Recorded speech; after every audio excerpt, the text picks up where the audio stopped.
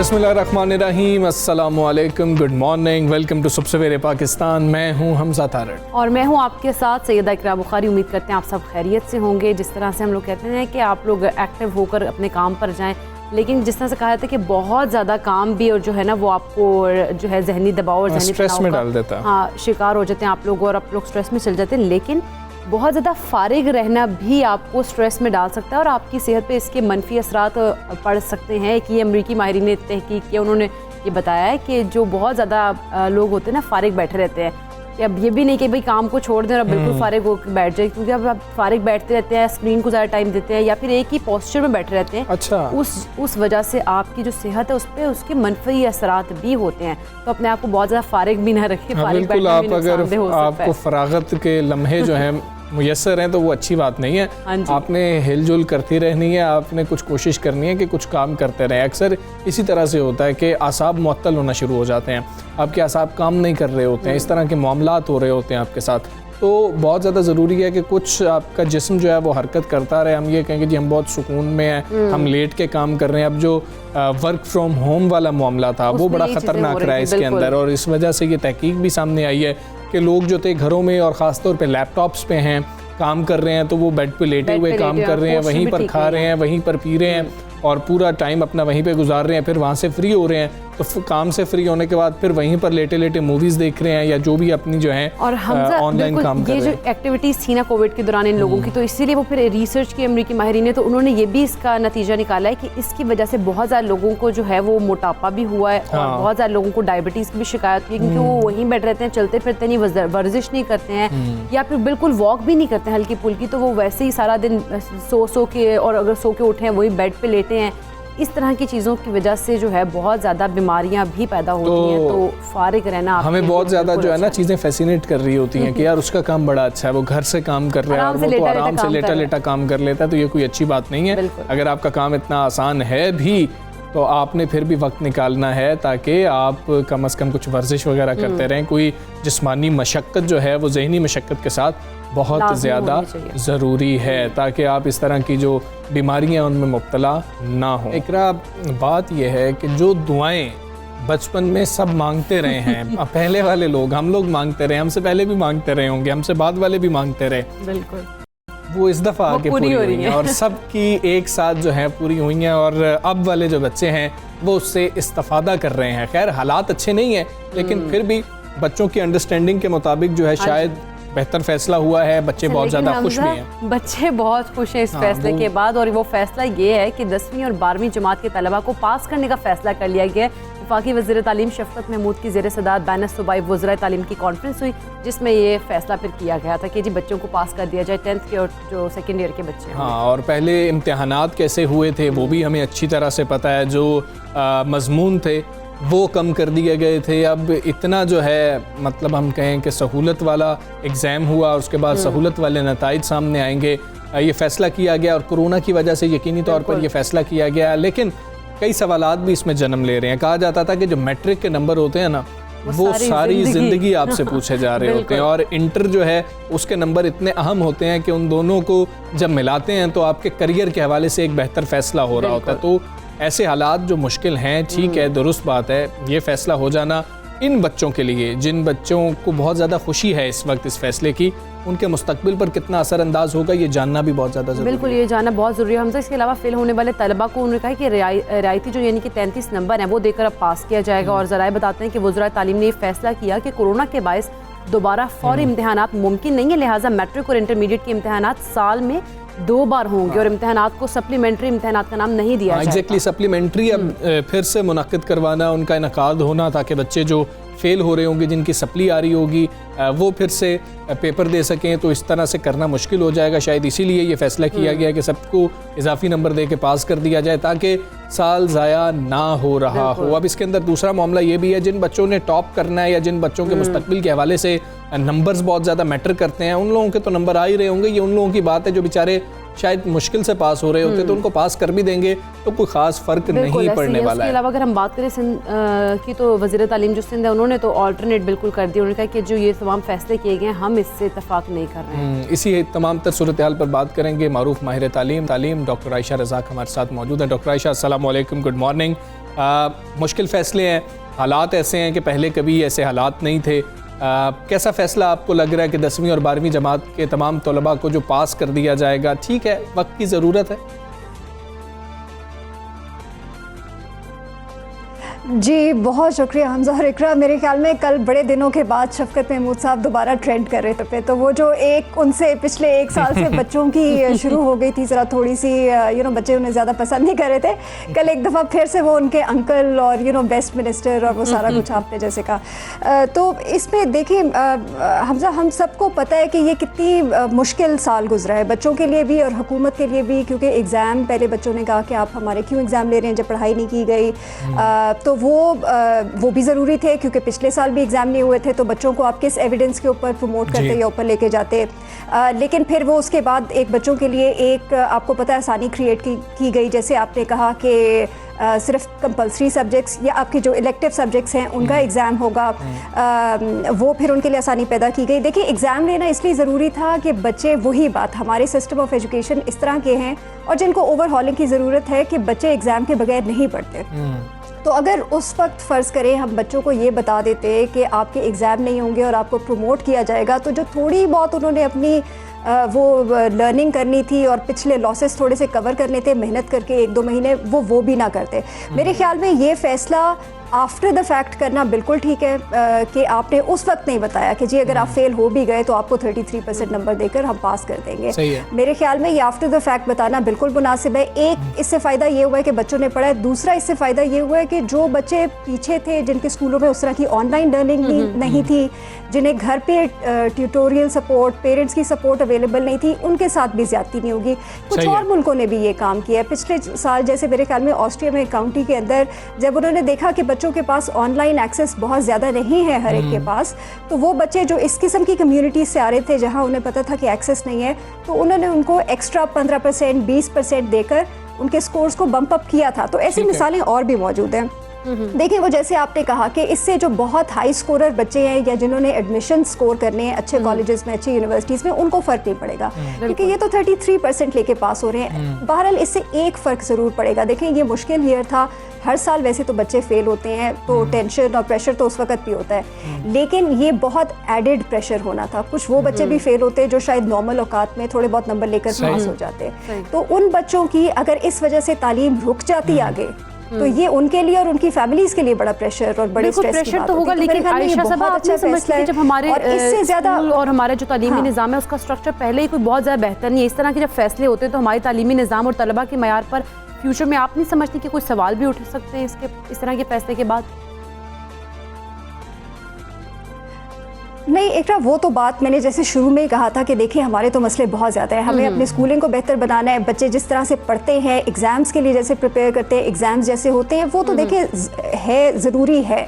हम तो सिर्फ इस फैसले की बात करें। अच्छा, और ये फैसला सिर्फ इस साल के लिए, तो अगले साल के लिए होपफुली इस किस्म की कोई काम करने की ज़रूरत नहीं होनी चाहिए। उन्होंने इसीलिए कहा है कि देखें इस दफ़ा हमने रिड्यूस्ड करके वो एग्ज़ाम लिए, अगली दफ़ा रिड्यूस्ड एग्ज़ाम नहीं होंगे, मई जून में एग्ज़ाम होंगे मार्च की बजाय, तो आप पूरा सिलेबस कवर करें और आप कंप्लीट सिलेबस में से दें।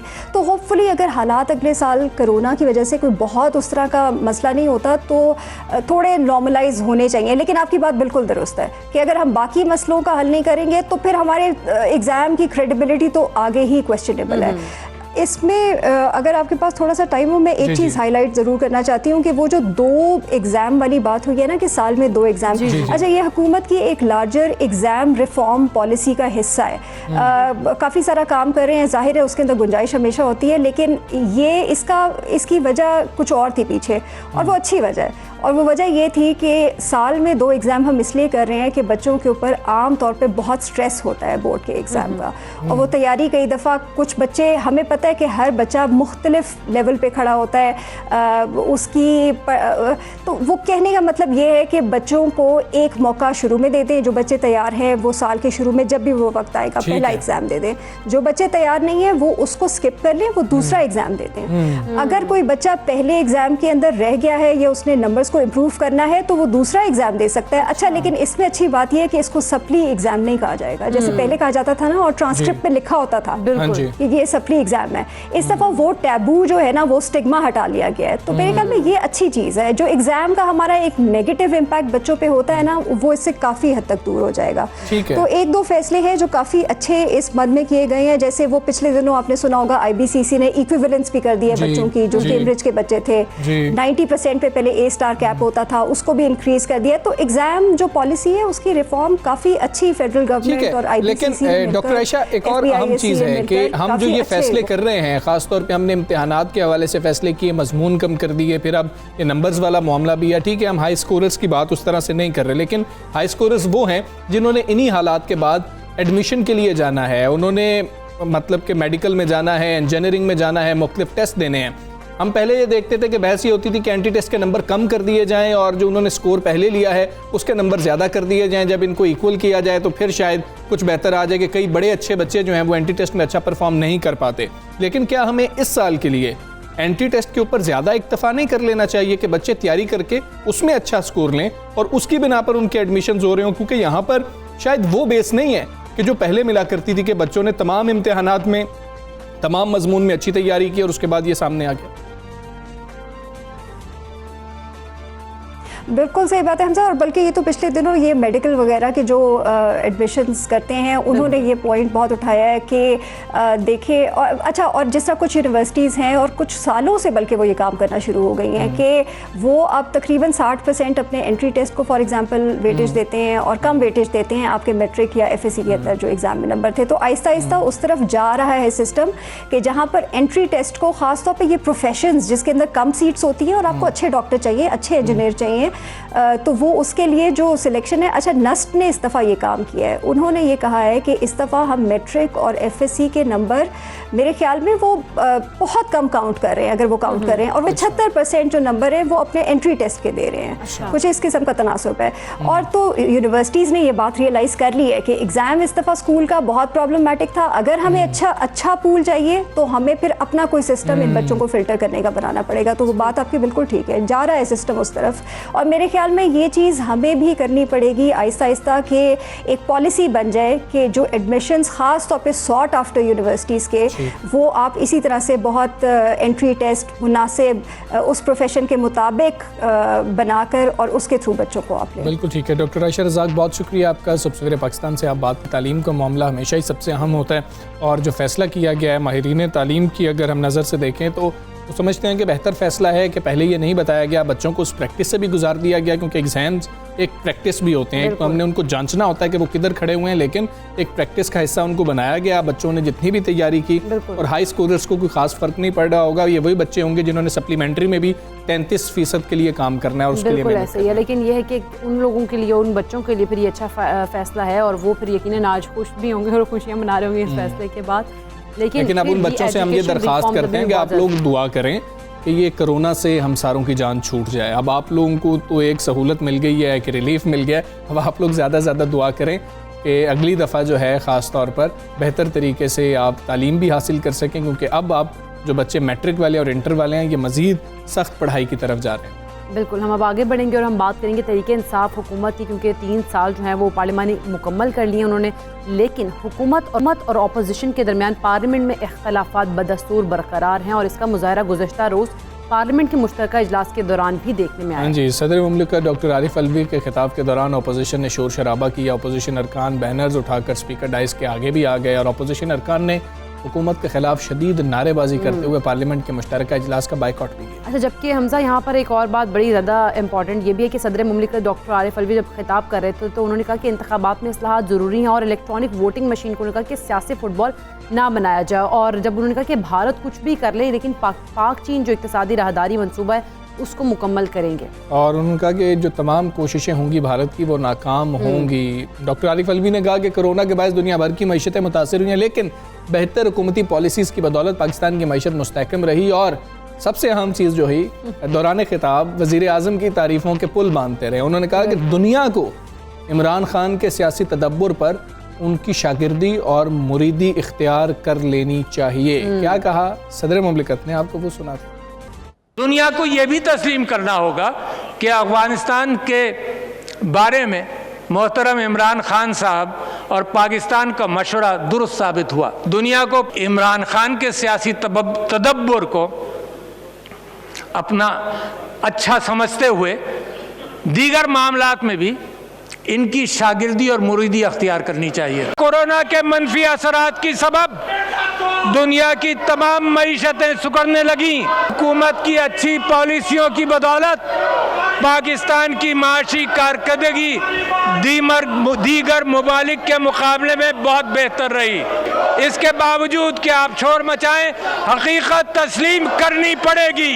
पाकिस्तान की बरामदात गुज़िश्ता साल से जो 23.7 अरब से बढ़कर इस साल 25.3 अरब डॉलर तक पहुंच गई। तरसीलात ज़र 19.4 अरब डॉलर के रिकॉर्ड सतह तक पहुंच गए। समंदर पार सरमायाकारों का पाकिस्तानी मईशत और हुकूमत की माशी पॉलिसियों पर एतमाद यानी बिजनेस कॉन्फिडेंस इंडेक्स तकरीबन 60% बढ़ा है। तारीखी तरक्की का सेहरा वजीर आज़म पाकिस्तान के सर जाता है कि जिन्होंने अवाम के एहसास पर मबनी पॉलिसी बनाई, जिसके नतीजे में अल्लाह ताला ने भी हमें माशी कामयाबी से नवाजा। इनमें वजारत इंफॉर्मेशन टेक्नोलॉजी के तहत नौजवानों की ऑनलाइन तरबियत का प्रोग्राम डिजी स्किल्स काबिल ज़िक्र है। यह अमर काबिल तहसीन है कि अब तक 17 लाख नौजवानों को इस प्लेटफॉर्म के जरिए तरबियत दी जा चुकी है। तो ये सदर साहब का आपने खिताब सुना है। अपोजिशन की जानिब से हमजा मुसलसल तनकीद की जाती रही और इख्तलाफ किया जा रहा था उनकी बातों पर। है हम बात करेंगे सदर पेलडॉट अहमद बिलाल महबूब साहब हमारे साथ मौजूद हैं। अस्सलाम वालेकुम, गुड मॉर्निंग। अहमद साहब, 3 साल पार्लिमानी कारकर्दगी का अगर गुज़श्ता एतवार से हम कंपैरिजन करें तो आप इस बार की पार्लिमानी कारकर्दगी को कैसे गर्दानेंगे? बहुत शुक्रिया। देखिए, तीसरे साल जो अभी ख़त्म हुआ है और अब चौथा साल शुरू हुआ, तो तीसरे साल की जो कारकर्दगी है वो कुछ मिक्स्ड है, लेकिन अगर मैं ओवरऑल देखूं तो ये पिछले सालों के मुकाबले में कम हुई है। मसलन देखिए, इन्होंने जो काम किया है वो कुछ 217 घंटे काम किया है, 217। अब पिछले साल कंपेयर करें तो वो 340 आवर्स काम किया था, तो कुछ 36% वर्किंग आवर्स कम हो गए इनके। पिछली दफ़ा भी कोरोना के प्रॉब्लम थे, इस दफ़ा भी थे, लेकिन ये जो स्टीप रिडक्शन है in the number of hours worked, वो भी तशवीश की बात है। लेकिन एक दूसरी चीज़ जो दिलचस्प है वो ये है कि जो कानून साजी है उसमें 100% इजाफा हुआ है। इस दफ़ा 30 कानून पास हुए थे, इस दफ़ा 60 कानून पास हुए हैं। तो एक लिहाज से तो एक काबिल तारीफ भी है, लेकिन दूसरी तरफ अगर आप देखें तो इसका मतलब ये है कि कानून पास करते वक्त जो उनके ऊपर वक्त सर्फ हुआ है वो इंतहाई ड्रास्टिकली कम हो गया है। यानी पिछले 11 घंटों में कानून पास हुआ था, इस दफ़ा महज 3 घंटों में कानून पास हो गया। तो इसका मतलब पास करते हुए जिस सीरियसनेस की ज़रूरत थी, जो तवज्जो की ज़रूरत थी, वो नहीं हुई।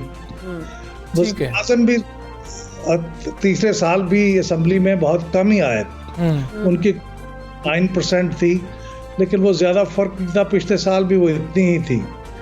तो वो तनकीद करते थे और वो कहते थे कि वो खुद असम्बली में आके सवालों के जवाब देंगे, वो भी अभी तक सका। तो ओवरऑल असम्बली की जो कारगुजारी है वो को बहुत हौसला अफजा नहीं है। बिल्कुल ठीक है। महबूब साहब, आपने कानून ज़्यादा पास हुए उसकी बात की, उसके तरीक़ाकार पर भी बात कर लेते हैं कि वो किस तरीके से पास हुए। अगर हम पार्लिमान के 3 साल मुकम्मल होने की भी बात करें तो क्या वो पार्लिमान की रिवायात के मुताबिक हुआ? और दूसरा, पार्लिमान का जो माहौल है वो 3 साल बाद भी बेहतर नहीं हुआ, वैसा ही कशीदा कल भी नज़र आया जैसा पहले रोज़ था जब वज़ीर आज़म खिताब कर रहे थे पहले रोज़। जी बिल्कुल, बल्कि मैं तो ये कहूँगा कि पार्लियामान के अंदर जो कशीदगी है जी, वो शायद पाकिस्तान की तारीख में कभी भी इतनी ज़्यादा नहीं रही जितनी इस वक्त है। बाहर भी ये कशीदगी है, लेकिन पार्लियामेंट में खसूसी तौर पे, क्योंकि उसका एक आपको रिफ्लेक्शन इसमें नज़र आता है कि पार्लियामेंट की तारीख में पहली मरतबा जो मीडिया की गैलरी थी जी, उसमें जर्नलिस्ट्स को जाने की इजाज़त नहीं थी, फिर बाहर ही बैठ के एहतजाज करते रहे। ये कभी नहीं हुआ। तो इसका मतलब ये है कि हम नई बुरी रिवायात कायम कर रहे हैं और चीज़ें ख़राब होती जा रही हैं। लेजिस्लेशन का जहाँ तक ताल्लुक है, देखिए मोस्टली लेजिस्लेशन वो थे जो बड़ी उजलत में पास हुए। इसका रिकॉर्ड ये था कि एक ही दिन में तकरीबन कोई 26 मिनट के अंदर 20 कानून पास हुए कौमी असम्बली के अंदर, जिससे एक इलेक्शंस एक्ट 2017 भी था और इलेक्शंस एक्ट सेकंड अमेंडमेंट 2017 भी था, जिसमें ईवीएम वगैरह और ओवरसीज पाकिस्तानीज को वोट कहा। कितनी अहम चीज़ जो थी वो कौमी असम्बली चंद मिनटों में पास हो गई। ये कमेटी के पास तो रही, लेकिन कमेटी पर भी कोई इसके ऊपर बहस उस तरह से नहीं हुई जिस तरह सेनेट में इस दफ़ा हुई है। तो ये असम्बली की कार्रवाई ओवरऑल का वो कानून साजी हो या ओवरसाइट हो या रिप्रेजेंटेशन हो, तीनों मामलों में कमज़ोर रही है। ठीक बिलाल साहब, अगर हम बात करें कवानीन बनाने में कायमा कमेटी और अपोजिशन के मशवरे की, तो उसको कितनी अहमियत दी जाती रही है और जमहूरियत में इसकी आप क्या समझते हैं, कितनी अहमियत है कि उनसे मशवरा ज़रूर करना चाहिए? ये तो बहुत ऑब्वियस सी बात है कि जमहूरियत और आमरीत में फ़र्क यही होता है कि आमरीत में तो एक फ़र्द या एक पार्टी या एक गिरोह अपनी मर्ज़ी से कानून बनाता है, और जमहूरियत के अंदर ये सलाह मशवरे के साथ कानून बनाए जाते हैं, और कानून देर पा भी वही होते हैं और उन पे अमल भी उसी पे होता है जिस पे ज़रा मशवरा किया गया हो। ठीक है कि हर एक कानून के ऊपर ऐसा मुमकिन नहीं होता कि सभी लोग उसके हक़ में हों।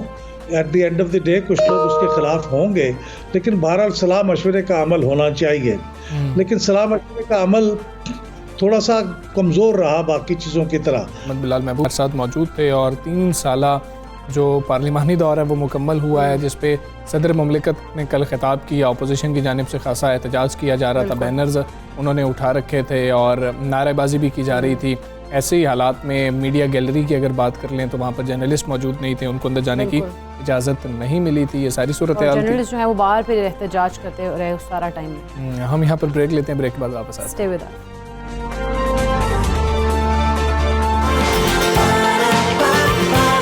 सुबह सवेरे पाकिस्तान, सुबह सवेरे पाकिस्तान।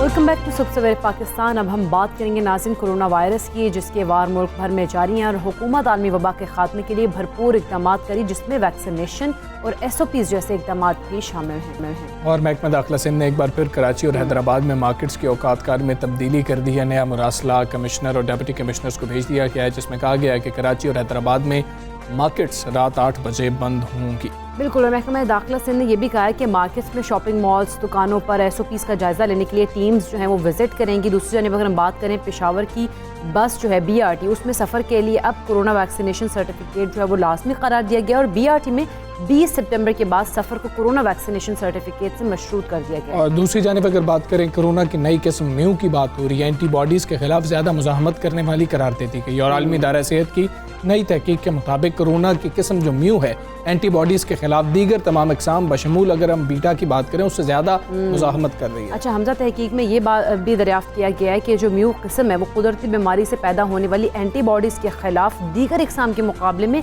12 गुना ज़्यादा मज़ाहमत करती है। तो इसी हवाले से हम बात कर लेते हैं, माहिरान लेंगे। डॉक्टर इमरान शरीफ साहब इस वक्त हमारे साथ मौजूद हैं अमरीका से। डॉक्टर साहब अस्सलाम वालेकुम, गुड मॉर्निंग। डॉक्टर साहब, ये जो नई किस्म है, नए वेरिएंट्स तो आते जा रहे हैं, अब म्यू का जिक्र हो रहा है, इसके बारे में थोड़ा सा हमें बताइएगा। जी हाँ, पहले तो अस्सलाम वालेकुम, thank you for the invitation. Good morning everyone in Pakistan and good evening in US। तो जो हमारे पास इस वक्त वेरिएंट आ चुके हैं उसमें हमारे पास alpha, beta, gamma, delta, lambda and now mu variant.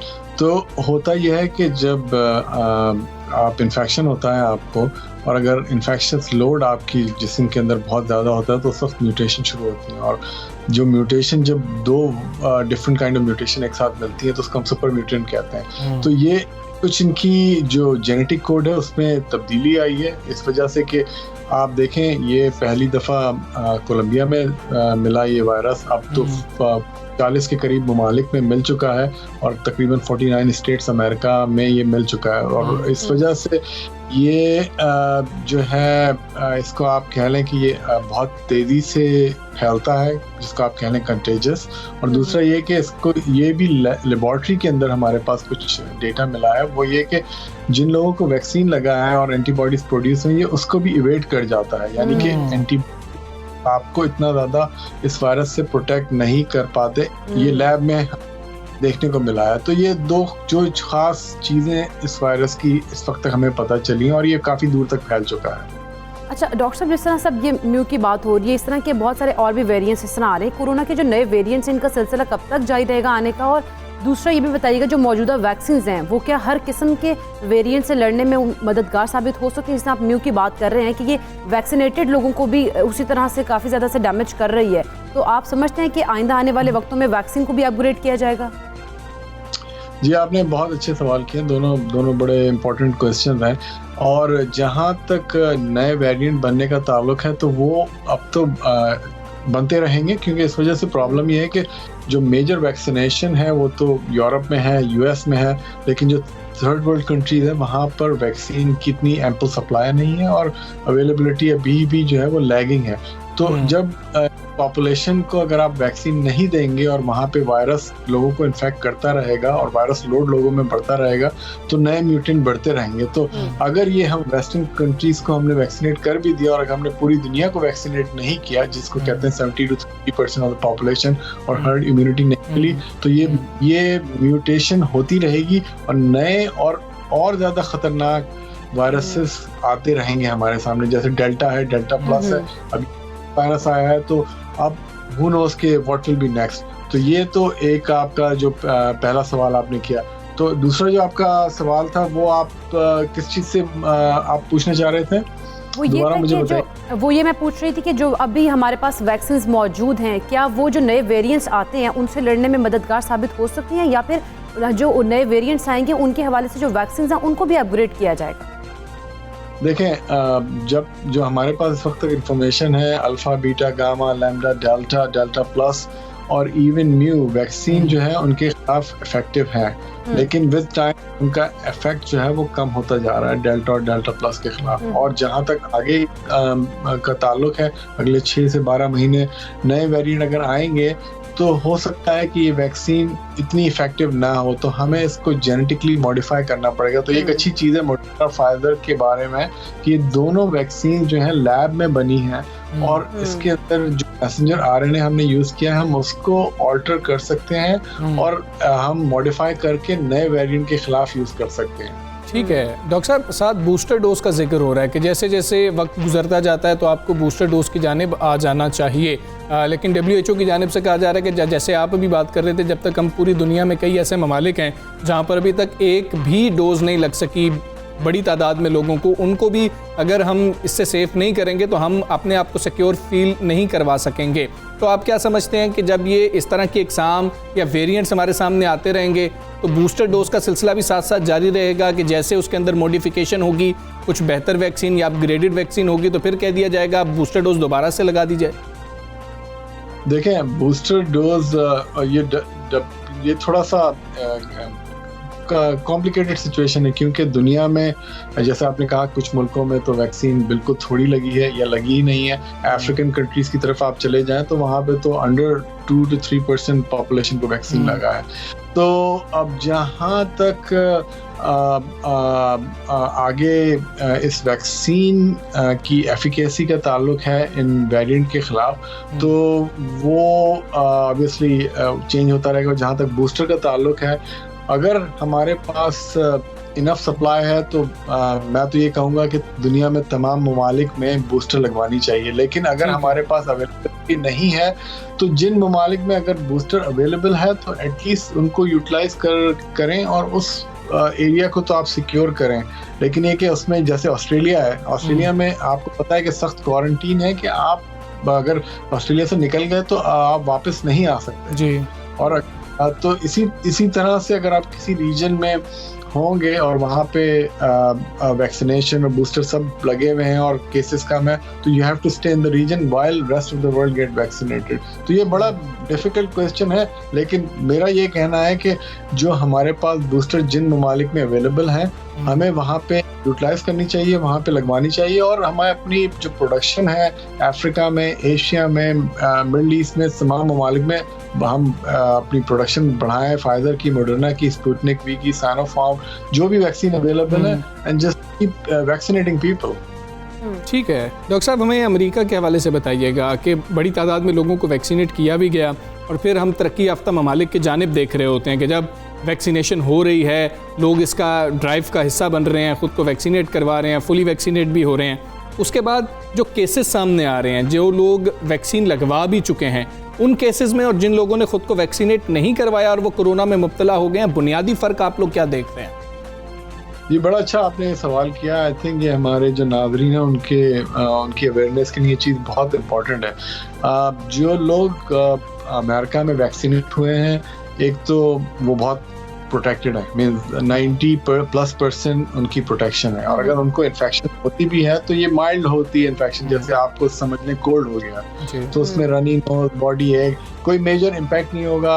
Means most जो पेशेंट है जिनको वैक्सीन लगा हुआ है, अगर उनको कोविड जिसको कहते हैं ब्रेक थ्रू इन्फेक्शन अगर होता भी है तो वो घर पर ही ट्रीट होते हैं, हॉस्पिटल में बहुत रेयरली एडमिट होते हैं। अगर हो भी जाते हैं तो they get discharge. The mortality जो है कि कॉज ऑफ डेथ बहुत कम है। लेकिन जो अनवैक्सीनेटेड है, अब तो इस पेंडेमिक का नाम भी हमने इस तरह कर दिया है, वो पेंडेमिक ऑफ द अनवैक्सीनेटेड। तो जो हमारे पास हॉस्पिटल में इस वक्त एडमिशन है, या मैं आपको एग्जांपल दूं कैलिफोर्निया की, जो केसेस हैं मोस्टली अनवैक्सीनेटेड है, I would say 95% and above, और जो आईसीयू हमारे हैं वो मोस्टली फुल है, वो भी जो है अनवैक्सीनेटेड पॉपुलेशन में है। ये वैक्सीन बहुत सेफ है, बहुत इफेक्टिव है, लेकिन कि डाउन द रोड हमें हर साल इसका बूस्टर लगवाना पड़ेगा और पूरी दुनिया को वैक्सीन करना बहुत ज़रूरी है। लेकिन पूरी दुनिया को वैक्सीनेट होना बहुत ज़्यादा ज़रूरी है, तभी हम इस पर काबू पा सकते हैं। लेकिन डॉक्टर साहब, एक और बात ये कि जो नए वेरिएंट्स आते हैं उन पर चेक रखने के लिए माहिरीन सेहत क्या तजावीज़ दे रहे हैं?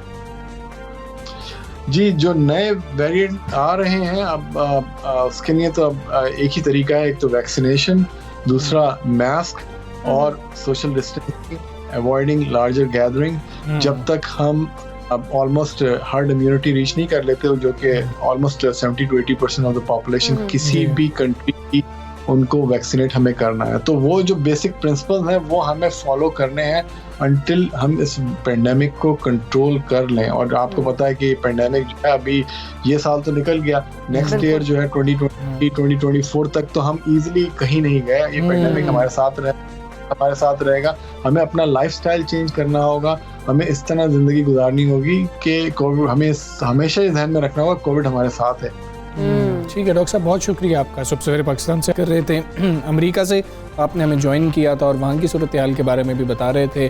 तो हमारे पास एक ही सोल्यूशन है, चाहे आप पाकिस्तान की बात कर रहे हो, चाहे आप अमेरिका की बात कर रहे हो, चाहे आप बरतानिया की बात कर रहे हो, अफ्रीका की बात कर रहे हो, ऑस्ट्रेलिया की बात कर रहे हो, भारत की बात कर रहे हो, किसी कोने का नाम ले लें, वहाँ पर बात कर रहे हो, तो एक ही हल है और वो है कि खुद को वैक्सीनेट करवाएं और उसके बाद भी आपने एसओपीज़ का ख्याल रखना है, आपने सोशल डिस्टेंसिंग रखनी है। जिस तरह से हमदा डॉक्टर साहब ने कहा कि 2024 तक सिचुएशन जो वो ऐसी रहेगी और हमें जो है हमारा कोरोना जो हमारे साथ रहेगा, तो हमारा लाइफस्टाइल जो है हमें उसको चेंज करना होगा। यानी कि प्रैक्टिस को आप इसका अपनी लाइफ का हिस्सा बनाना, इस प्रैक्टिस को कि आपने मास्क लगाना है, सोशल डिस्टेंसिंग रखनी है, तभी हम इसके ऊपर काबू पा सकते हैं। बिल्कुल ऐसे ही आगे बढ़ेंगे और कुछ मौसम की बात करेंगे। कराची के मौसम की बात कर लेते हैं। ख़ासतौर पर महकमा मौसमियात ने कराची में गर्मी में इजाफे की पेशगोई की थी। गुज़श्ता रोज़ हमने आपके साथ शेयर भी किया था और मौसम का हाल बताने वाले कह रहे हैं कि शहर में आज से गर्मी की शिद्दत में इजाफा हो जाएगा और इस दौरान समुद्री हवाएं बिल्कुल मुअत्तल रहने का इम्कान। और अच्छा, आज से कहा जा रहा है कि 16 सितंबर तक शहर में पारा जो है वो 40 डिग्री को छू सकते हैं। महकमा मौसमियात के मुताबिक मौसम 2 रोज़ के बाद दोबारा करवट बदलेगा और 16 सितंबर की शाम से शहर में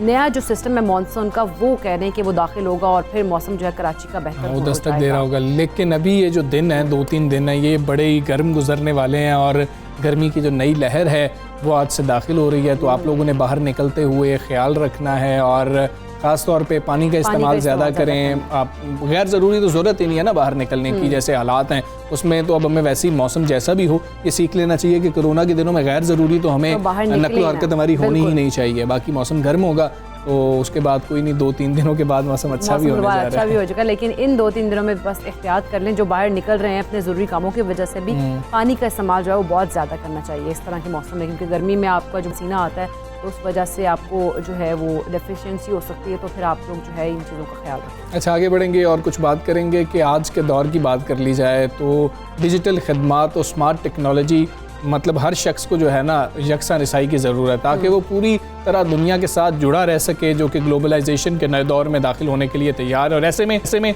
टेली कम्युनिकेशन कंपनीज़ जो हैं लोगों को जोड़ने और लाखों अफराद की ज़िंदगी को बेहतर बनाने में अहम किरदार अदा करती हैं। अच्छा, हालिया दहाइयों की अगर बात करें तो टेली कम्युनिकेशन इंडस्ट्री ने ज़बरदस्त तकनीकी तरक्की की है। नकलो हरकत, ब्रॉडबैंड और इंटरनेट खदमात की सलाहियत और कवरेज की अगर बात करें तो तोसी उसमें भी हुई है। और कोविड बहरान के दौरान ख़ास तौर पर टेली कम्युनिकेशन खदमात की अहमियत जो है वो ख़ास तौर पर उजागर हुई है। और टेलीकॉम जो ऑपरेटर्स हैं उन्होंने दूर दराज तक के जो इलाके हैं उधर भी उन्होंने काम किया, उधर भी उनको भी ये जो सहूलियात मुयसर हुई हैं, फिर तो लोगों ने जो है बहुत ज़्यादा फिर इसके ऊपर काम किया और सीखने की जो अहमियत है उसको भी ज़्यादा उन्होंने बिल्कुल ऐसे ही है। और लोग राब्ते में आते हैं ना, लोगों को राब्ते में रखने में इसमें मदद भी दी है। वीडियो कॉन्फ्रेंसिंग की बात करें, टेलीमेडिसिन की बात करें और ई लर्निंग की बात करें, ऑनलाइन शॉपिंग की बात करें, उसका जो बढ़ता हुआ रुझान है, एक आम सारिफ की रोज़मर्रा की ज़िंदगी में टेली कम्युनिकेशन की बढ़ती हुई अहमियत के ये तमाम चीज़ें जो हैं हमें सबूत नज़र आ रही हैं और फिर उसके लिए बहुत ज़्यादा काम करना भी ज़रूरी है। अब हम 5G टेक्नोलॉजी की बातें सुनते हैं और फिर हम देखते हैं कि हर शख्स के पास अगर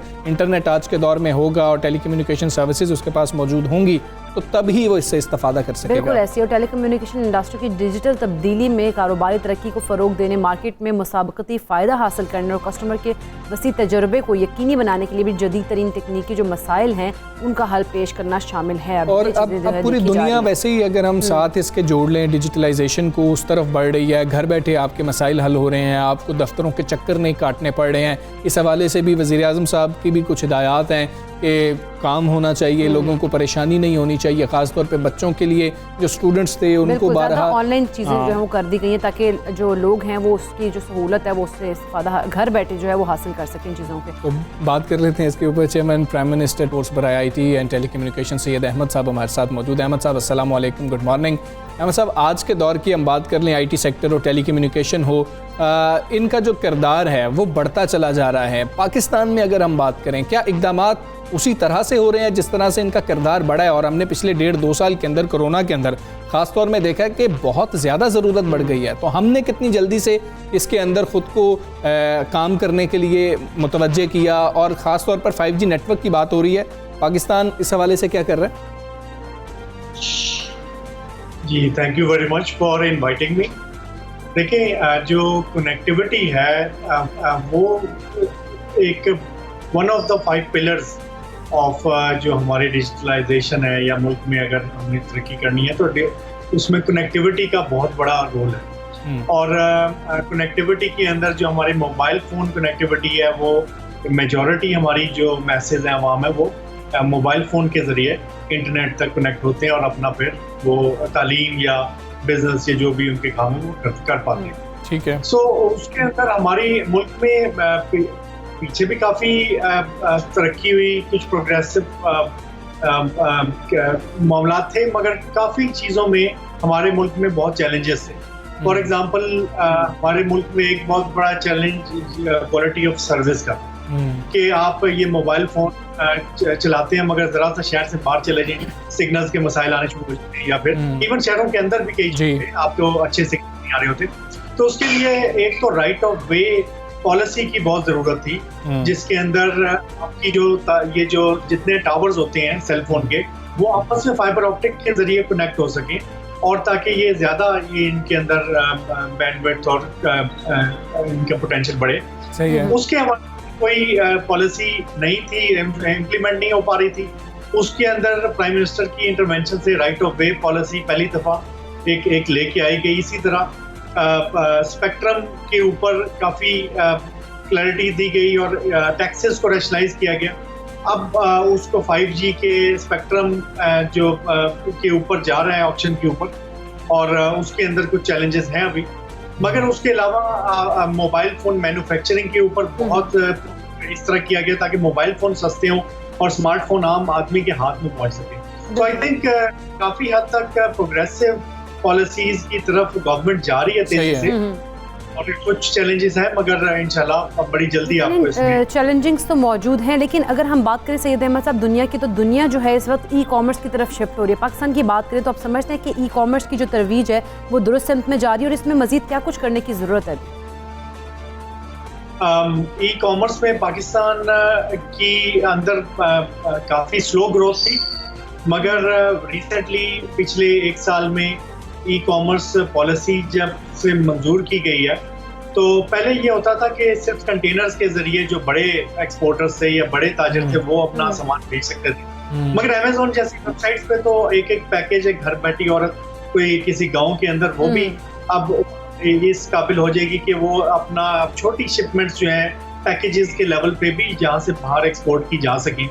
और अमेज़न जैसी कंपनीज ने पाकिस्तान को रिकग्नाइज किया अपनी वेबसाइट पे, और पाकिस्तानी जो सेलर्स हैं उन्हें अब पूरे मुल्क की दुनिया की रसाई होगी अमेज़न के थ्रू। तो अब ये चीज़ें मार्केट खुलती जा रही है। अब ज़रूरत इस बात की है कि हम लोग अपनी जो आम आवाम है, SMEs हैं, छोटे ताजर हैं, उनको हम इसके ऊपर एजुकेट करें कि पूरी दुनिया के अंदर वो मार्केट्स को एक्सपोर्ट करें। मगर डेफिनेटली अब ई कॉमर्स के लिए रास्ते खुल गए मुल्क के अंदर। कोविड की वजह से ई कॉमर्स बहुत तेजी से बढ़ी है, और इस वक्त आप रिकॉर्ड इन्वेस्टमेंट हो रही है ई कॉमर्स स्टार्टअप्स के अंदर भी, और इवन सप्लाई चेन इसके अंदर, और साथ में जो ई कॉमर्स पॉलिसी की वजह से एक्सपोर्ट्स के अंदर। ठीक है सैयद अहमद साहब, ये भी बता दीजिएगा, एक तो हमें फ़ायदा टेक्नोलॉजी का ये भी होता है, ख़ासतौर पे आम आदमी की बात करें तो उसका वक्त बहुत ज़्यादा बच जाता है, और सरकारी इदारों को बात की जा रही थी कि डिजिटलाइजेशन की जानिब हम लेके जा रहे हैं ताकि आवाम का वक्त भी बच सके। उधर जाना पड़ता है, जब रिकॉर्ड कोई मौजूद नहीं होता तो वहाँ पर इजाफी ख़र्चा भी होता है, किसी से अपना जायज़ काम करवाने के लिए भी। ये सारे फैक्टर्स थे जब ये बातें की जा रही थी। अभी तक सरकारी इदारों की कारकर्दगी बेहतर बनाने के लिए डिजिटलाइजेशन का अमल कहाँ तक पहुँच चुका है कि आम आदमी उससे फ़ायदा उठा सके? ये बहुत बड़ा एक चैलेंज है, और अगर हमने अपनी प्रोडक्टिविटी और ये गवर्नमेंट के अंदर करप्शन और ये सारी चीज़ों को कंट्रोल करना है, बेहतर करना है, तो उसके लिए technology is the only solution. उसके हवाले से सिस्टमिक इश्यूज हैं बहुत सारे। स्पेशली एक बड़ा मसला ये था कि हमारे पूरी गवर्नमेंट के अंदर कोई साइबर सिक्योरिटी का कोई सिस्टम नहीं था, जिसकी वजह से काफ़ी सारे इदारों को ये कंसर्न था कि हम सारा कुछ जब ऑनलाइन लेके जाएंगे तो वो चीज़ें हैक भी हो जाएंगी और डेटा भी सिक्योर नहीं होगा आवाम का। उसके लिए एक तो आप साइबर सिक्योरिटी के अंदर बहुत मेजर इकदाम कर चुके हैं, और वो साइबर सिक्योरिटी की भी पॉलिसी आ चुकी है। उसके साथ ई ऑफिस यानी कि गवर्नमेंट को पेपरलेस करने का एक प्रोजेक्ट था, जिसके अंदर गवर्नमेंट 300 मिलियन से ज़्यादा एलोकेशन की सारे 7 फेडरल इदारों में कंप्यूटर पहुँचाए जाएँ, उनके इंटरनेट, उनको जो ह्यूमन रिसोर्स चाहिए इस काम के लिए। तो वो प्राइम मिनिस्टर ने खुसूसी उन लोगों को, सारे इदारों को ये हिदायत दी कि सारे ऑफिसेज पेपरलेस होने चाहिए। कुछ इदारों में वो पेपरलेस का अमल आगे जा चुका है, कुछ में अभी ऑन गोइंग है, मगर ई ऑफिस और फिर कुछ और चीज़ें ऐसी की गई हैं। सर, आपने साइबर सिक्योरिटी का जिक्र किया है, ज़रा ये भी बता दीजिएगा, जैसे ही आपने साइबर सिक्योरिटी की बात की FBR मेरे ज़हन में आ गया था, उस हवाले से बता दीजिएगा थोड़ा सा। जी, FBR को पहले भी काफ़ी अटैक्स का सामना रहा। 14 अगस्त पे ये नॉर्मली होता है कि 14 और 15 अगस्त पे इंडियन कंपनियां हैकर्स पाकिस्तान को टारगेट करती हैं और पाकिस्तानी इंडियंस को करते हैं। तो मगर डेफिनेटली ये इस बात की कोई ये नहीं होना चाहिए था, हमारी कैपेसिटी इतनी होनी चाहिए कि हम लोग इन अटैक्स को डील कर सकें। उस हवाले से साइबर सिक्योरिटी पॉलिसी से अब वो इदारे बनेंगे जिनको हम सर्ट कहते हैं, साइबर इमरजेंसी रिस्पांस टीम्स, जो फिर जब ये चीजें आएंगी तो वो उनका मुकाबला करेंगी। इस वक्त हमारे पास पूरे मुल्क में एक भी सर्ट नहीं था, जिसकी वजह से हमारे इन अदारों के अंदर भी अनफॉर्चुनेटली कोई ऐसी सिक्योरिटी की कैपेबिलिटी मौजूद नहीं थी। तो अब इंशाल्लाह गोइंग फॉरवर्ड ये काम बड़ी तेजी से आगे जा रहा है और आपको एक साल में मुल्क की कम से कम साइबर सिक्योरिटी और ये क्रिटिकल इंफ्रास्ट्रक्चर, ये जो हमारे बड़े बड़े इदारे हैं, इनमें आपको सिक्योरिटी बहुत बेहतर नजर आएगी। अच्छा सैयद अहमद साहब, सीपैक की बात करते हैं। सीपैक में आईटी का आप समझते हैं कितना अहम किरदार है और पाकिस्तान क्या सीपैक से जरिए अपनी आईटी एक्सपोर्ट में भी इजाफा कर सकता है? जी, सीपैक का बहुत इम्पोर्टेंट रोल है। चाइना इस वक्त दुनिया में फोर्थ इंडस्ट्रियल रेवोल्यूशन का, एआई का, इन चीज़ों का लीडर है और सीपैक में एक जॉइंट वर्किंग ग्रुप बनाया गया लेटली, जिसमें जो आईसीटी के ऊपर फोकस्ड होगा और उसमें ना सिर्फ सीपैक के जरिए फाइबर ऑप्टिक और पूरा वो बैकबोन इंटरनेट का चाइना से लाया जा रहा है, ताकि जब ये अगर इंडिया या सी के थ्रू अगर केबल कट भी जाए तो हमारे पास बैकअप्स हों मुल्क में। मगर चाइनीज कंपनीज को ये इनकरेज किया जा रहा है कि वो यहाँ पे टेक्नोलॉजी जोन्स सीपैक के ऊपर खुलें, जिसमें चाइनीज और पाकिस्तानी कंपनियां मिलके, पाकिस्तानी कंपनीज की स्ट्रेंथ सॉफ्टवेयर में है, आईटी में और बिल्कुल ठीक है। सैयद अहमद साहब, बहुत शुक्रिया आपका। सुबह सवेरे से आप बात कर रहे थे, हमें यहाँ पर ब्रेक लेनी है, ब्रेक के बाद वापस आते हैं।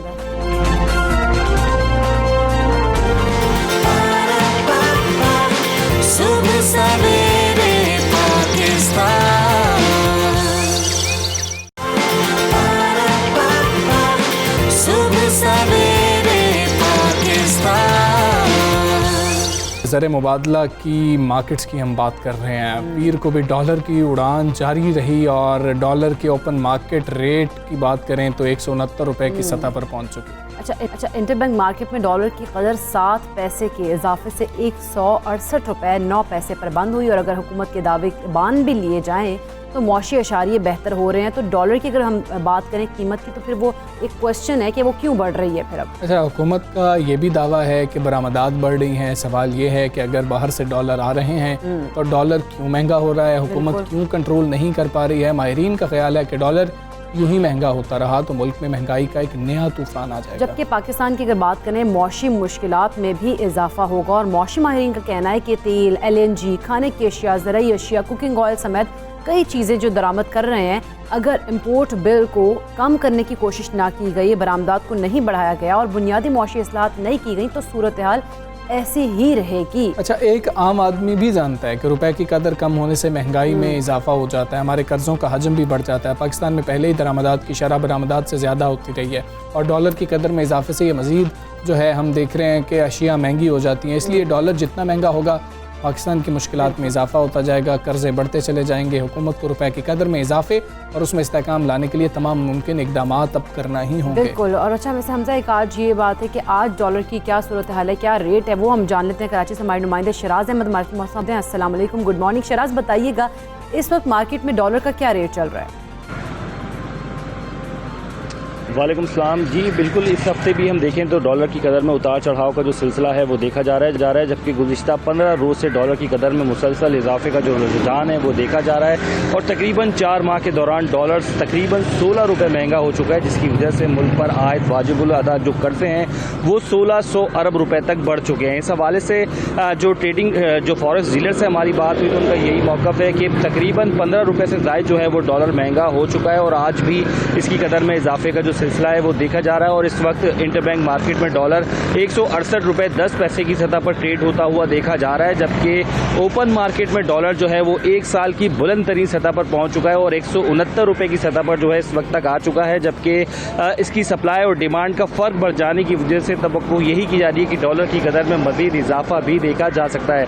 इस हवाले से फॉरेक्स डीलर्स का ये मौक़िफ़ है कि डॉलर की तलब में मुसलसल इजाफा देखा जा रहा है तो दूसरी जानिब डॉलर की स्मगलिंग जो है वो बड़ी तादाद में हो रही है, क्योंकि अफगानिस्तान में डॉलर जो है वो स्मगल होने की वजह से मुकामी मार्केट पर इसका प्रेशर बढ़ रहा है और रुपया जो है वो मुसलसल अपनी कदर खोता जा रहा है। इस हवाले से रुपये की कदर गिरने की वजह से जो है काफ़ी ज़्यादा जहाँ इकॉनमी को नुकसान होगा, वहीं डॉलर की कदर बढ़ने से मुल्क में महंगाई का नया तूफान जो है वो बर्पा होने जा रहा है। क्योंकि बहुत शुक्रिया आपका, आप हमें आगाह कर रहे थे। इसी सारी सूरत हाल पर बात करेंगे। साबिक़ वज़ीर ख़ज़ाना है, माहिर मौशी अमूर हैं, डॉक्टर सलमान शाह साहब हमारे साथ मौजूद हैं। सलमान शाह साहब अस्सलाम वालेकुम, गुड मॉर्निंग। तनकीद हो रही है गवर्नमेंट के ऊपर कि डॉलर पर कंट्रोल नहीं रखा। 3 साल में डॉलर की जो कीमत है 125 से 169 रुपए तक पहुँच गई है।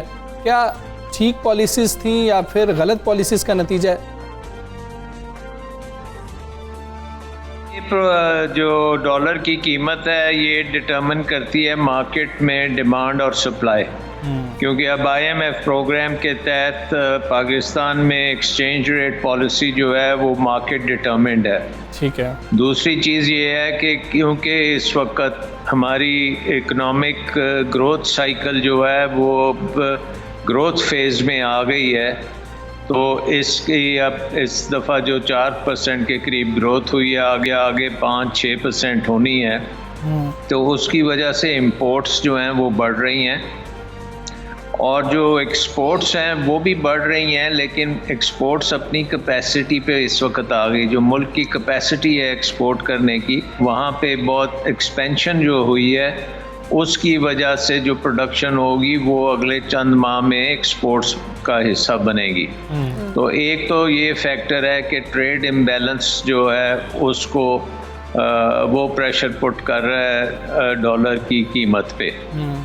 दूसरी चीज़ ये है कि हमारी इंटरनेशनल लेवल पे भी बहुत कमोडिटीज़ की क्योंकि कीमत बढ़ गई है, तेल की कीमत बहुत बढ़ गई है, खाने पीने की चीज़ों की कीमत बहुत बढ़ गई है, उसकी वजह से भी एक्सपोर्ट्स जो इंपोर्ट्स हैं वो बढ़ी हैं और वो भी फिर इसके ऊपर डॉलर रुपी पैरिटी पे प्रेशर पड़ता है और रुपी अपनी वैल्यू लूज करता है। हम देखते हैं कि जब डॉलर की कदर में इजाफा होता है तो उसको अफगानिस्तान के हालात से जोड़ दिया जाता है, तो आप समझते हैं कि ये मुनासिब है?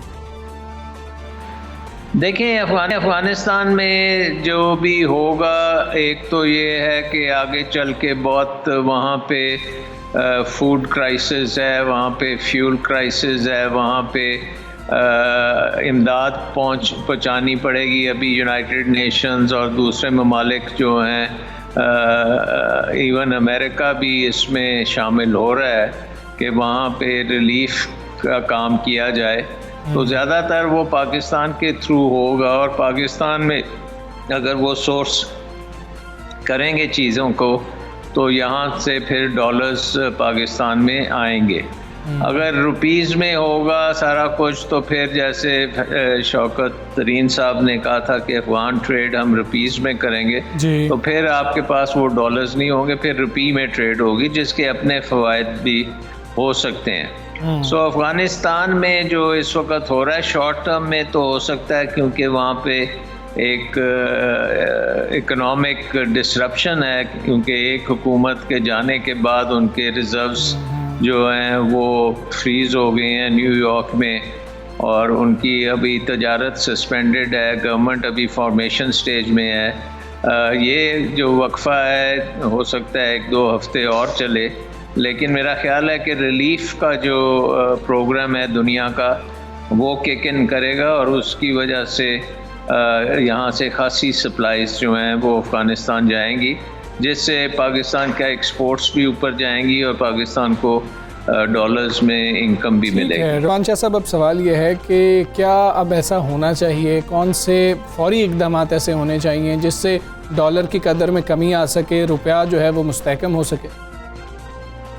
देखें, एक तो बात बिल्कुल नहीं करनी चाहिए कि अपने रिज़र्व्स को मार्केट में फेंकें और जितने रिज़र्व्स हैं वो भी ख़त्म हो जाएं। सबसे ज़्यादा जो है वो इंसेंटिवाइज किए जाएं कि डॉलर्स पाकिस्तान में ज़्यादा से ज़्यादा आएँ, ज़्यादा से ज़्यादा मरात ओवरसीज़ पाकिस्तानीज़ को दी जाएं, जैसे डिजिटल अकाउंट्स हैं, डिजिटल अकाउंट्स के ज़रिए वो यहाँ पे इन्वेस्टमेंट कर सकते हैं, तो बहुत आसानी पैदा की जा रही है।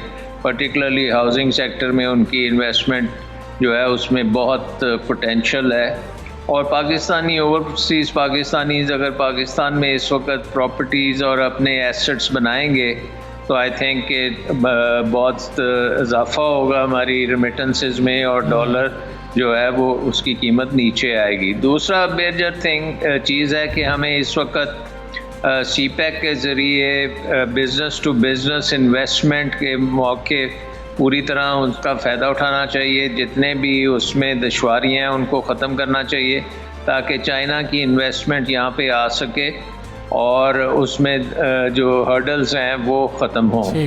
उसके साथ फिर हमें अपने रिज़र्व्स को बिल्ड अप करने के लिए कैपिटल मार्केट ऑपरेशंस भी करनी चाहिए जिसकी वजह से डॉलर्स की फर्दर इंक्रीज़ हमारे रिज़र्व्स भी बढ़ें, क्योंकि इस वक्त 3-3.5 महीने के रिज़र्व्स हैं जिनको बढ़ाना चाहिए तकरीबन 6 महीने तक, तो उसको बिल्ड अप करने की भी ज़रूरत है। शाह साहब सुपरवार पाकिस्तान का आप हिस्सा बने। हम एक ब्रेक लेंगे, ब्रेक के बाद वापस आएंगे। Stay with us.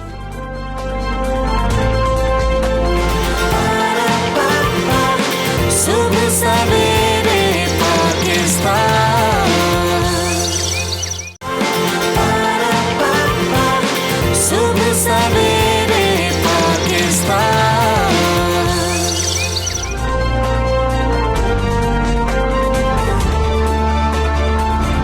Welcome back to सुबह सवेरे पाकिस्तान। और नाज़रीन, कौमी क्रिकेट टीम के साबिक कप्तान आमिर सुहेल आज अपनी 55वीं सालगिरह मना रहे हैं, तो हम उनको हैप्पी बर्थडे बोलेंगे। बिल्कुल, और हैप्पी बर्थडे। पाकिस्तान के साबिक कप्तान है, बेहतरीन ओपनर थे और बॉलिंग बेहतरीन किस्म की और पाकिस्तान की नुमाइंदगी की 92 वर्ल्ड कप की टीम की बात करें तो उसका हिस्सा रहे और लाहौर में पैदा हुए बाएं हाथ के स्टाइलिश बल्लेबाज। 47 टेस्ट में पाकिस्तान की नुमाइंदगी की, 2823 रन बनाए जिसमें 5 सेंचुरीज और 13 हाफ सेंचुरीज शामिल अच्छा, उनका बेहतरीन स्कोर जो है वो 205 रन रहा और लेफ्ट आर्म स्पिन बॉलिंग से उन्होंने 25 विकेट्स भी हासिल किए और एक रोज़ा 156 बैन अल-अक़वामी मैचेस में आमिर सुहेल साहब ने 4780 रन, 5 सेंचुरीज और 31 नेस्ट सेंचुरीज की मदद से बनाए। हमजा, अच्छा, खास तौर पर बात करें जिस वक्त पेयर हम देखते थे, आमिर सुहेल साहब बैटिंग कर रहे हैं, सईद अनवर बैटिंग कर रहे हैं, तो बहुत ही अच्छा लग रहा होता था और हमने हमेशा से यही कहा कि काश ऐसा ओपनिंग पेयर फिर से पाकिस्तान को मिल जाए, और वो काश अभी तक काश में ही है और अभी ऐसा जो है कुछ हमें वैसा मुतबादिल नहीं मिला है। आमिर सुहेल साहब हमारे साथ मौजूद हैं, उनको शामिल करेंगे। आमिर भी अस्सलाम वालेकुम, गुड मॉर्निंग, हैप्पी बर्थडे। बेहतरीन दिन गुजरे आपका, और आप पाकिस्तान में तो नहीं हैं, श्रीलंका में मौजूद हैं, तो वहीं पर आप जो है अपनी सालगिरह को एंजॉय कीजिए। एंजॉय करें सालगिरह को। बहुत बहुत शुक्रिया जी, वालेकुम अस्सलाम, और बहुत शुक्रिया याद रखने का दुनिया टेलीविजन को मेरा स्पेशल थैंक्स कि इस दिन याद रखा। अच्छा आमिर भाई, सालगिरह के हवाले से अब हमें कुछ बताइएगा कि क्रिकेटर्स की जो सालगिरह है अक्सर हम देखते हैं कि अपने वतन में शायद नहीं हो रही होती हैं, ड्रेसिंग रूम्स में भी सालगिरह गुजरती होगी, और आज जब आप पाकिस्तान में नहीं मौजूद कमेंट्री कर रहे हैं तो वहाँ पर किस तरह से सालगिरह का दिन गुजरता है? देखिए, ऑब्वियसली जब आप इस फील्ड में, स्पोर्ट्स की फील्ड में होते हैं तो ज़्यादा टाइम आपका बाहर ही गुजरता है, और फिर क्रिकेट रिटायरमेंट के बाद तो कमेंट्री के लिए भी आपको कई दफ़ा जो है मुल्क से बाहर होते हैं, फैमिली के साथ नहीं कर सकते। लेकिन ये है कि वीडियो कॉल के ऊपर कल रात को 12 बजे के बाद सेलिब्रेट किया और सुबह होटल आ गई कमरे में केक लेके, तो यू नो फील्स गुड। अच्छा आमिर सुहेल साहब, अगर हम ये तो आपकी सेलिब्रेशंस और वो जो सीना सालगिरह की मसरूफियात, इनके से हट के जरा हम एक और क्वेश्चन आपसे करना चाहेंगे रमीज़ राजा साहब के हवाले से। नए चेयरमैन पीसीबी का ओहदा उन्होंने संभाल लिया, क्या तवक्कुआत हैं और क्या पॉजिटिव चेंज देख रहे हैं क्रिकेट में पाकिस्तान की? देखिए, सबसे पहले तो मैं उनको मुबारकबाद देना चाहूँगा। ये है कि उनसे एक्सपेक्टेशंस बहुत ज़्यादा है, क्योंकि यूजली होता ही है कि जिनको क्रिकेट का पता नहीं उनको चेयरमैन बना दिया जाता है। रमीज़ राजा के पास जो एडवांटेज है, उनको एक तो क्रिकेट की सियासत का पता है और उसके बाद उनको ये पता होना चाहिए कि पाकिस्तान क्रिकेट को क्या चीज़ें ज़रूरी हैं इस वक्त के। अगर हम लोगों ने दोबारा से अपनी जो है वो डोमिनेशन बहाल करनी है तो ग्रास रूट लेवल की क्रिकेट के ऊपर बहुत फोकस होना चाहिए। जो चीज़ें करने वाली हैं वो करेंगे तो आई थिंक उनको सारे अप्रिशिएट करेंगे। अगर नहीं हो पाएगा तो मेरा ख्याल है एक ये है कि जिनको क्रिकेट का नहीं पता उनको जब वो कोई मिस्टेक करते हैं तो इतना ज़्यादा क्रिटिसिज्म नहीं होता, लेकिन अगर ये करेंगे तो मेरा ख्याल है कि ये बहुत ही ज़्यादा विटोप्रेटिव किस्म का इनको जो है वो क्रिटिसिज्म बर्दाश्त करना पड़ेगा। तो आई थिंक उनको उनको अपना होमवर्क कर लेना चाहिए, उनको आइडेंटिफाई चीजें कर लेनी चाहिए कि ये पाकिस्तान क्रिकेट को जरूरी चीजें चाहिए, ये वाले इंजेक्शन चाहिए। अगर वो वाले इंजेक्शन लगाते हैं जब जब टाइम की रिक्वायरमेंट हो तो डेफिनेटली चांसेस तो काफी ज्यादा है पाकिस्तान क्रिकेट के। बिल्कुल ठीक है। आमिर भी आखिर में एक छोटी सी बात सिर्फ आपसे ये जानना चाहेंगे, कल बड़ी बेहतरीन किस्म की प्रेस कॉन्फ्रेंस थी रमीज़ राजा साहब की, और उन्होंने 92 के वर्ल्ड कप की जो टीम थी अपने साथियों को बुलाया हुआ था। मोइन खान साहब वहाँ पर मौजूद थे, आकिब जावेद साहब वहाँ पर मौजूद थे। उन्होंने एक बड़ा जिक्र किया कि मैं अपने साथियों से पूछ कर चलूँगा कि ये मुझे फीडबैक दें। आप उनकी वैसे पर्सनैलिटी को जानते हैं, फीडबैक वैसे हमें आमतौर पर अच्छा नहीं लग रहा होता, आप क्या समझते हैं, आप खुल के फीडबैक दे पाएंगे उनको कि आप ये गलत कर रहे हैं, आपको ये नहीं करना चाहिए? देखिए, बात सिंपल सी है कि अगर आप अच्छी बातें सुनेंगे और जो काम की बातें अगर नहीं सुनेंगे तो वो आपका बहुत बड़ा डाउनफॉल होता है। तो आपको जो है, अगर कोई आपको तफसील से भी बताता है कि नहीं इस तरह नहीं इस तरह है, तो आपको सुनना पड़ेगा। वो एग्जीक्यूट करना मुश्किल होता है, लेकिन अगर आप सेलिब्रेट करेंगे चीजों को तो आपके लिए अच्छे सोल्यूशन जो हैं वो निकल सकते हैं। बिल्कुल ठीक है। आमिर भाई, बहुत शुक्रिया आपका, एक बार फिर आपको हैप्पी बर्थडे, और बेहतरीन गुजरे। और पाकिस्तान की क्रिकेट की बेहतरी के लिए हम ये चाहेंगे कि हमारे तमाम जो स्टार्स हैं वो मदद करते रहे। अब रमीज़ राजा साहब जिस तरह से कह रहे थे कल न्यूज़ कॉन्फ्रेंस में कि मैं सबसे पूछूंगा, सबसे पूछ के चलूंगा, और उन्होंने साथ जब सवाल हुआ मोइन खान साहब के हवाले से और आकिब जावेद साहब के हवाले से, तो उन्होंने कहा कि यही चेयरमैन है कि मेरे साथी जो हैं सारे, जिनके साथ मैंने ड्रेसिंग रूम खासतौर पे शेयर किया, ये सब चेयरमैन। अच्छा, ये बड़ी पॉजिटिविटी है कि आपने ओहदा संभालने के बाद इतना अच्छा जो है वो एक आपने जेस्चर जो है वो अपना शो किया। और उन्होंने टीम पर जो टीम सेलेक्ट कर ली गई थी उस पर एतमाद का इजहार भी किया। उन्होंने कहा कि अब इसी टीम को आगे लेकर चलना। खैर, कल न्यूज़ कॉन्फ्रेंस में उन्होंने चंद अहम बातें की हैं, पहले आपको वो सुना देते। एक चीज़ जो है वो बिल्कुल सादा है और सामने है कि क्रिकेट बोर्ड की जो एक परफॉर्मेंस है वो आपकी क्रिकेट टीम से रिलेट करती है। वर्ल्ड कप के लिए मैथ्यू हेडन और वर्नन फिलैंडर को हमने साइन अप किया है एज आवर कोचेस। ऑस्ट्रेलियन है, मैं समझता हूँ इस टीम में थोड़ी सी एग्रेशन भी ला सकते हैं। वर्ल्ड कप का उनको एक्सपीरियंस है, वर्ल्ड क्लास वो प्लेयर है। मकसद यही है कि ये जो टीम है इसकी हम हर तरह से हेल्प करें for them to win the world cup, और ये वर्ल्ड कप जीत सकते हैं। 10% सिर्फ इनको इम्प्रूवमेंट और इंक्रीज चाहिए। ये वर्ल्ड कप साल में होते हुए आई थिंक सबको रिस्पॉन्सिबली एक्ट करना है, और जो टीम सिलेक्ट कर ली गई है उसको बैक करना है। बड़ा सिंपल सा एक असूल है अंडर 19 का T20 वर्ल्ड लीग का, जो कि इंशाल्लाह हम अगले साल इसको प्लान करेंगे। पुश होगी कि स्कूल और आपकी क्लब क्रिकेट को एक ज़बरदस्त पुश मिले, आपकी फर्स्ट क्लास क्रिकेट और ज़्यादा वाइब्रेंट हो। चेयरमैन पीसीबी जो है रमीज़ राजा साहब की गुफ्तगू आपने सुनी, हम इसी पर बात करेंगे। सीनियर स्पोर्ट्स एनालिस्ट हमारे साथ मौजूद है नसीम राजपूत साहब। अस्सलाम वालेकुम, गुड मॉर्निंग नसीम राजपूत साहब। रमीज़ राजा साहब ने नए चेयरमैन पीसीबी का ओहदा संभाल लिया है, क्या एजेंडा होगा नए चेयरमैन का, और क्या वो पीसीबी का निज़ाम आप समझते हैं कि बेहतर करने की उनमें सलाहियत है, कैपेबिलिटी है कि वो इसको अच्छे तरीके से लेकर चलेंगे आगे? पहली मर्तबा वो चेयरमैन बने, उनको इस चीज का एक्सपीरियंस तो है नहीं। जो उनकी पहली प्रेस कॉन्फ्रेंस थी वो बहुत इम्प्रेसिव थी। काफी चीजों को उन्होंने बड़े अच्छे अंदाज से पेश किया, अपनी बॉडी लैंग्वेज से भी बहुत कुछ पाकिस्तान क्रिकेट बोर्ड के टॉप ऑफिशियल्स को बताने की कोशिश की। लेकिन जहां ये प्रेस कॉन्फ्रेंस इम्प्रेसिव थी वहां थोड़ी सी एग्रेसिव भी थी, इसमें कोई शुबा नहीं है, क्योंकि रमीज़ राजा साहब अपनी गुफ्तगू के जरिए, अपने एटीट्यूड के जरिए वाज़े पैगाम देना चाह रहे थे। वो कई लोगों को वाज़े पैगाम शायद उन्होंने दिया, इवन मीडिया को भी उन्होंने पैगाम दिया, क्रिकेट सर्कल्स को भी उन्होंने पैगाम दिया, क्रिकेटर्स को भी। उन्होंने सिर्फ अपने क्रिकेट बोर्ड के ऑफिशियल्स को पैगाम नहीं दिया था, अपने बॉडी लैंग्वेज से वो बहुत कुछ बताते हुए दिखाई दिए। लेकिन मैंने जैसे कहा कि इम्प्रेसिव थी, बहुत सारे ऐसे उन्होंने काम डिस्कस करते हुए दिखाई दिए जो वाकई इम्प्रेसिव हम कह सकते हैं। जैसे 1 लाख रुपए तनख्वाह का इजाफा कर दिया डोमेस्टिक के तमाम 192 प्लेयर्स की। At the same time under 19 की लीग कराने की बात कर रहे हैं, जूनियर सतह की बात कर रहे हैं। जो सबसे इम्पोर्टेंट फैक्टर था वो पाकिस्तान क्रिकेट का माइंड सेट चेंज करने की बात कर रहे हैं। जो उन्होंने बहुत ज्यादा इस पे एम्फेसाइज किया वो पाकिस्तान क्रिकेट बोर्ड का माइंड सेट बदलना है, और ये mind set Pakistan cricket team से लेकर डोमेस्टिक सतह तक, डोमेस्टिक से क्लब लेवल तक और क्लब लेवल से स्कूल की क्रिकेट तक लाने की बात कर रहे थे। ये प्लान तो खैर बहुत बड़ा है, स्कूल क्रिकेट तक दोबारा से फैलाना इतना आसान काम नहीं होगा। जो हम चीजें बंद कर चुके, जो हम अपना नुकसान खुद कर चुके हैं, उसको दोबारा शुरू करना रमीज़ राजा साहब के लिए भी आसान नहीं होगा। लेकिन वो खुद कह रहे थे कि मेरे कुछ शॉर्ट टर्म गोल है, कुछ लॉन्ग टर्म गोल है। तो मेरा ख्याल है स्कूल क्रिकेट तक पहुंचते पहुंचते तो उनका लॉन्ग टर्म गोल होगा, लेकिन उनका शॉर्ट टर्म गोल जो सबसे बड़ा दिखाई दिया वो वर्ल्ड T20 है, जो 1.5 महीने के बाद खेला जाएगा। और उसके लिए उन्होंने नए हेड कोच का भी अनाउंस किया, जिनकी तकर्री सिर्फ वर्ल्ड T20 के लिए की गई है, और बड़ी जबरदस्त नाम हेड कोच के लिए वो लेकर आए मैथ्यू हेडन। देखिए, मेरा मैथ्यू हेडन से कहीं ना कहीं थोड़ा बहुत इंटरेक्शन रहा है। मैथ्यू हेडन बहैसियत ह्यूमन बीइंग बहुत कमाल है। वैरन फैलेंजर की जहां तक बात कर लेते हैं तो रमीज राजा साहब ने इनको देखा होगा, तो ये अच्छी ठीक है। नसीम राजपूत साहब, आपने T20 वर्ल्ड कप का जिक्र किया। T20 वर्ल्ड कप की टीम के हवाले से सवाल भी हुआ। उन्होंने कहा कि अब हमें इस टीम को सपोर्ट करना है जो टीम मुंतखब कर ली गई है। क्या आप समझते हैं कि इससे ये तासुर फिर से उभर रहा है कि सिलेक्शन में शायद उनकी मर्जी शामिल थी, क्योंकि जितने वो एग्रेसिव थे, अगर उनकी मर्जी शामिल ना होती वो कल ही कह देते कि नहीं, ये मेरे मुताबिक टीम नहीं है, इसको मैं अपने मुताबिक बनाऊंगा।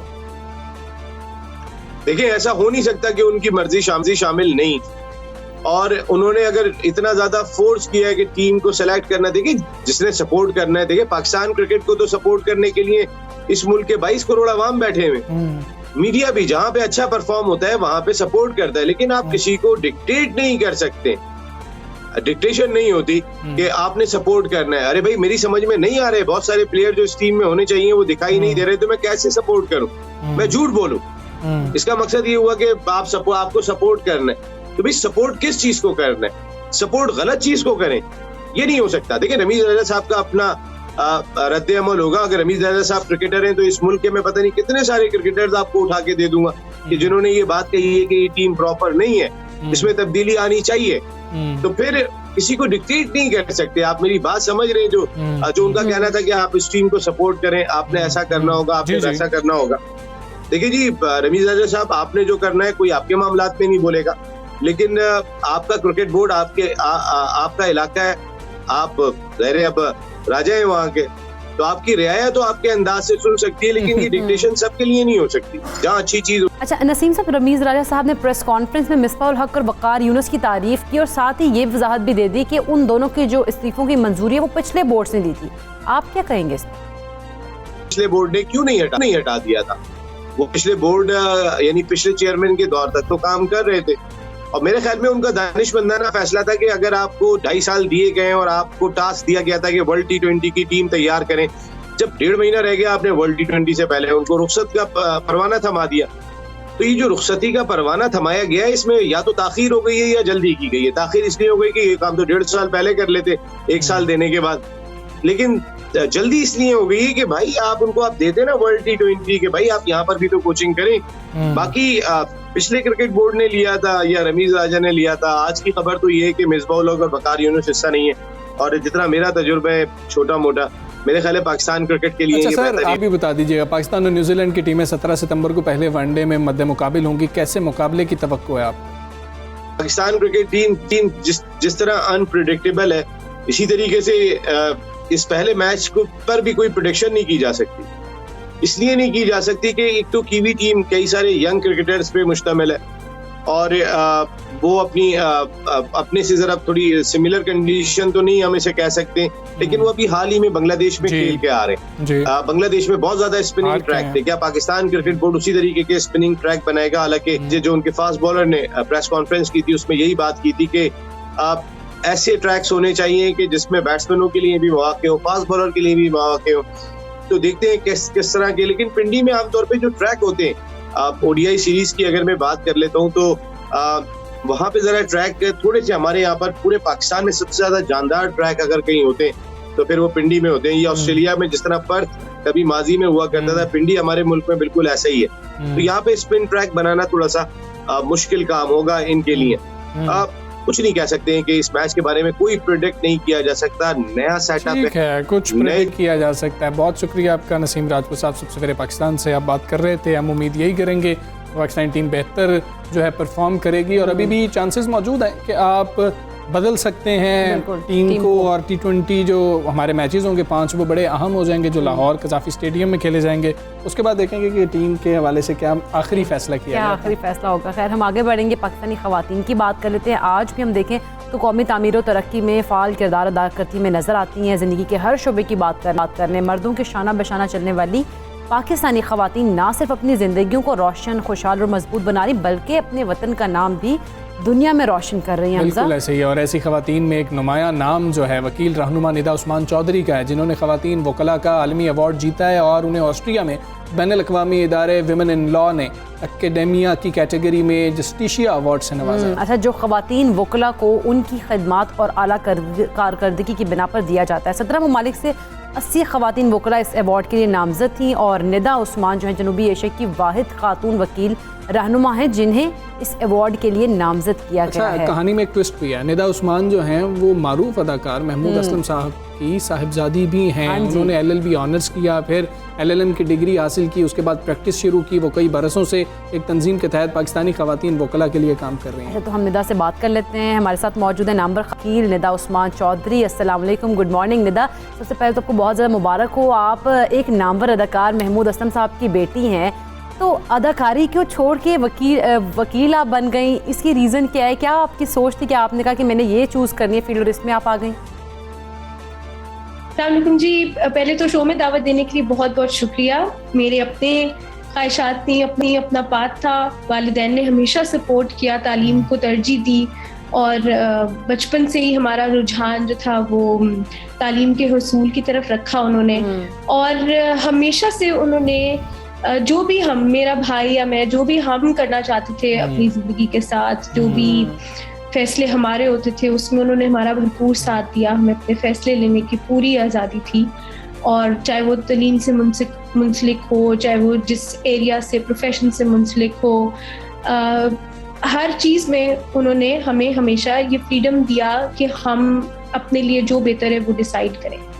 तो मेरा शुरू से ही रुझान मतलब ऐसी चीज़ों की तरफ था जिसमें मैं सोशल इश्यूज के ऊपर बात कर सकूं। तो इसलिए जब टाइम आया अपनी स्पेशलाइजेशन चूज करने का, तो कानून की पढ़ाई, कानून का शोबा एक ऐसा रास्ता मुझे नजर आया जिसमें मुझे लगा कि मैं अपने उस काम को आगे लेके जा सकती हूँ। तो इस वजह से फिर मैंने वकालत जो है उसका। ठीक है निदा, मैं ये अवार्ड जीतने के बाद आप नामजद हुई, उसके बाद ये अवार्ड जो है आपने जीता, उसको कैसा फील कर रही हैं आप? जी यकीनन ये मेरे लिए बहुत ही खुशी की बात है कि मुझे अल्लाह ताला ने इस बरकत से नवाजा और मुझे मौका दिया कि ना सिर्फ मैं अपने काम की रिकग्निशन, रिप्रेजेंटेशन कर सकूं, बल्कि अपने मुल्क की, बल्कि इस पूरे खित्ते की जो है नुमाइंदगी कर सकूं। तो ये बहुत ही फ़ख्र की बात थी मेरे लिए और ज़्यादा खुशी भी मुझे इसी बात की है कि यूरोपियन ममालिक और अमेरिका और ऐसी कंट्रीज़ के साथ साथ हमारे काम के ज़रिए पाकिस्तान का नाम भी उसमें शुमार था। और फिर जब विनर डिक्लेयर किया तो जाहिर है उसकी और ही बात थी, क्योंकि उसमें आपके काम को रिकग्निशन भी मिलती है और उसकी वजह से आपका काम आगे भी जाता है और लोगों तक पहुंचता है। तो यकीनन ये मेरे लिए बहुत ही खुशी की बात है और ना सिर्फ मेरे लिए क्योंकि मैं इसको सिर्फ अपनी एक इनफरादी सक्सेस नहीं समझती। मैं समझती हूँ कि इसमें विमेन इन लॉ को अगर मैं रिप्रेजेंट कर रही हूँ, जो हमारा इनिशिएटिव है, तो उसमें मेरे साथ वो तमाम लोग शामिल हो जाते हैं जिन्होंने इसमें मेरा साथ दिया। उसमें हमारे मेल लॉयर्स भी थे, हमारी फीमेल लॉयर्स भी हैं, कॉलीग्स हैं, वेल विशर्स हैं, इदारे हैं बहुत सारे जिन्होंने हमारा साथ दिया।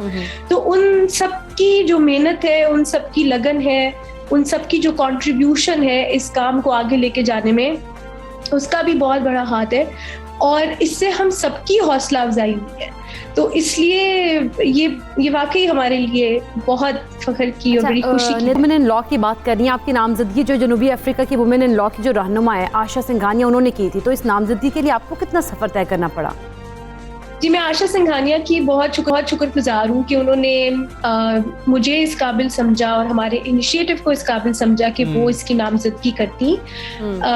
चाहती तो दुनिया भर से किसी को भी नामजद कर सकती थी, लेकिन उन्होंने जब मुझसे रब्ता किया तो उन्होंने मुझे बताया कि वो हमारा काम सोशल मीडिया पे फॉलो करती आई हैं और वो उससे काफ़ी मुतासिर हैं, क्योंकि हमने काफ़ी थोड़े अरसे में, काफ़ी कम उम्र में उन इशूज़ को उजागर किया यहाँ माशरे में, कौमी सतह पर, जो कि बाहर के ममालिक में, जो कि हमसे ज़्यादा डेवलप ममालिक हैं, उनमें वो बातें इतने सालों के बाद होनी शुरू हुई हैं। तो उस हवाले से देखा जाए तो पाकिस्तान में तो इन इश्यूज पे हमने बहुत जल्दी बात करनी शुरू कर दिया। हालांकि मैं ये समझती हूँ कि अब मतलब अभी भी देर है और इससे बहुत पहले हम ये काम कर सकते थे, लेकिन जब हम अपने आप को वर्ल्ड के स्टेज पे कंपेयर करें तो उस हवाले से पाकिस्तान अभी भी एक बहुत यंग कंट्री है और उसमें हम अभी से अगर इस लेवल पे इन इश्यूज को इस्टेब्लिश करने में, इनको उठाने में कामयाब हुए हैं तो यकीनन ये ऐसी बात है जो वो चाहती थी